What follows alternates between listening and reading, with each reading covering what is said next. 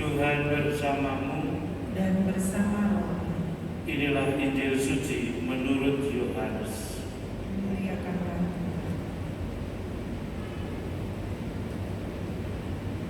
Sekali peristiwa Yesus mengajar di Yerusalem, beberapa di antara orang banyak yang mendengarkan perkataan Yesus berkata, "Dia ini benar-benar nabi yang akan datang."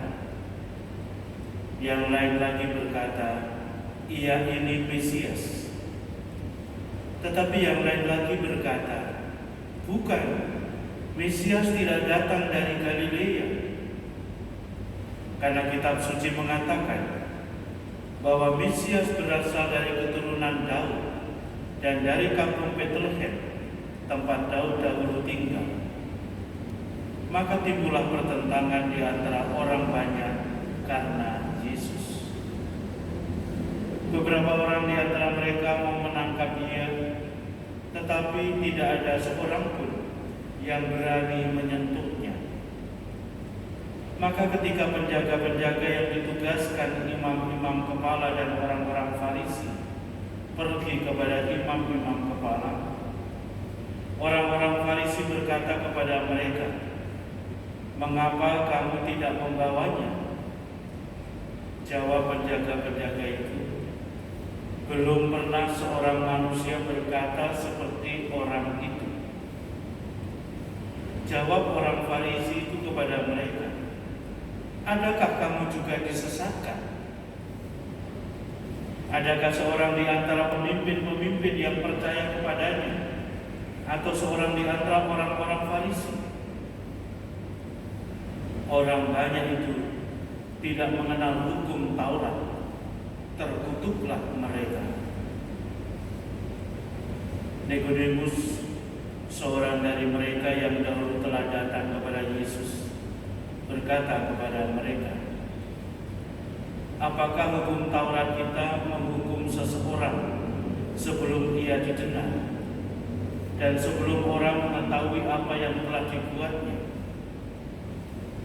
Jawab mereka, "Apakah engkau juga orang Galilea? Selidikilah kitab suci, dan engkau akan tahu bahwa tidak ada nabi yang datang dari Galilea." Lalu mereka pulang masing-masing ke rumahnya. Demikianlah sabda Tuhan. Terpujilah Kristus.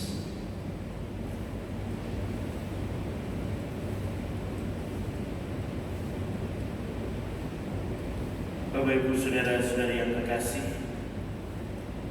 dari bacaan Injil yang kita baru saja dengarkan tadi, menjadi jelas bahwa di satu sisi Tuhan Yesus mempunyai kepribadian yang sangat mempesonakan, dan karena itu juga menarik banyak orang untuk mendengarkan ajaran-ajarannya. Bahkan di antara mereka menganggapnya sebagai Mesias. Tetapi di sisi lain, mereka yang merasa mengerti sejarah, mereka yang merasa mengerti kitab suci, maka mereka tidak percaya kepada Yesus ini. Karena tidak mungkin Mesias itu datang dari Galilea. Itulah pemahaman mereka. Dan karena itu mereka tidak suka. Bahkan termasuk sebagian orang dari mereka, orang-orang Farisi, yang juga memberikan kesaksian. Belum pernah seorang manusia berkata seperti orang itu. Justru orang ini dikatakan, adakah kamu juga disesatkan?